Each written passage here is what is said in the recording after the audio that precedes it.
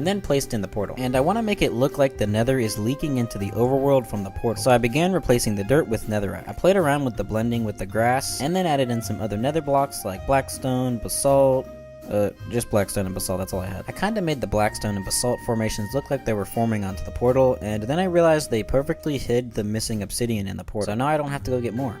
Epic. Then I finally lit the portal. Then I hopped in the portal to see where we'd end up, and it just took us to the old portal location, so that was nice. And with those two builds, the base is starting to look a bit more complete. I lit up around my base some more, and then on day 85, we were finally in 1.20, the latest release of the game. And finally, the newest update to Minecraft as of the release of this video, 1.20, Tales and Trails, aka Caves and Cliffs Part 4, aka the random I'm just kidding. But this update is the first update in years to break away from a strict theme and kind of just add random stuff. It added the Sniffer mob voted in from the 2022 mob vote, which is an ancient dinosaur that digs up seeds for 2 new plants. Sniffers are hatched via sniffer eggs, which are obtained via the brand new archaeology system. Archaeology adds sussy sand and gravel spawning at all these structures, and the new brush item. You can get sniffer eggs or any of the 20 pottery shards used to craft decorated pots. Netherite is now harder to obtain, requiring a netherite upgrade template only found in bastions. Armor trims come in 16 varieties and can be applied to every piece of armor in the color of any ore material in the game, allowing for over 86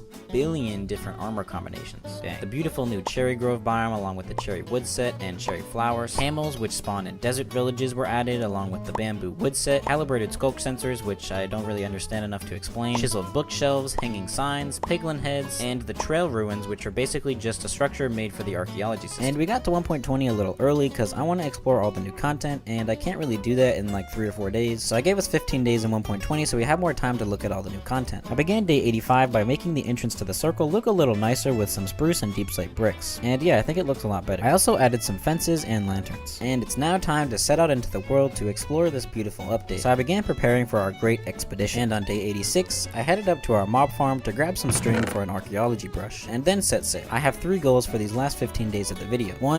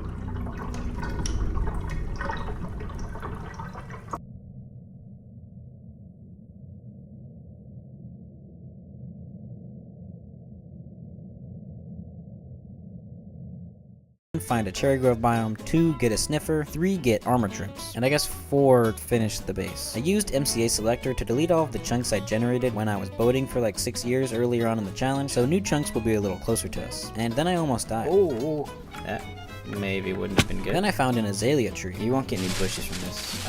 Oh, I did. Okay. I continued exploring for the rest of the day, and yeah, I kind of forgot how crazy modern terrain generation was. It's about the biggest mountain biome that I've ever seen in my life. I continued traversing Mount Everest on the beginning of day 87, and whose idea was powdered snow? Fire them. Now, it's a village. I also finally found some non-snowy, non-mountainy terrain, but still no cherry grove. Bro. Also, my strategy so far is just to build up and crank my render distance all the way up, but it's not working so far, so I guess I don't recommend it. I continued searching for the cherry grove biome on day 88. I did finally find some more non-snowy biomes, but they were all just forests. Then I found a plains, but still no cherry. I'm sad. I hit the ocean on day 89, so I set sail to become king of the pirates. Wait, wrong.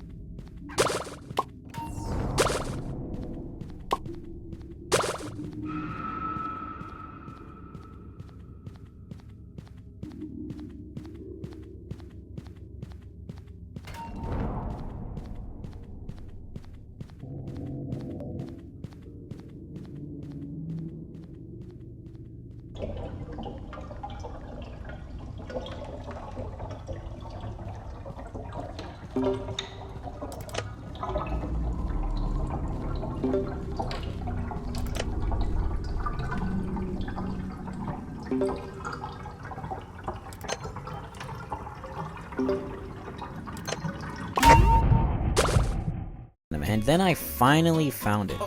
Yes, here we are. It's kind of tiny. It was pretty tiny, but I do really like this biome. I did wish it had more water features though, because the watercolor is just so good looking. After exploring the 2 square feet of cherry grove forest, I set out to find some copper, so I can make a brush, so I can get a sniffer egg. So I began day 90 by searching for copper. Really? Copper's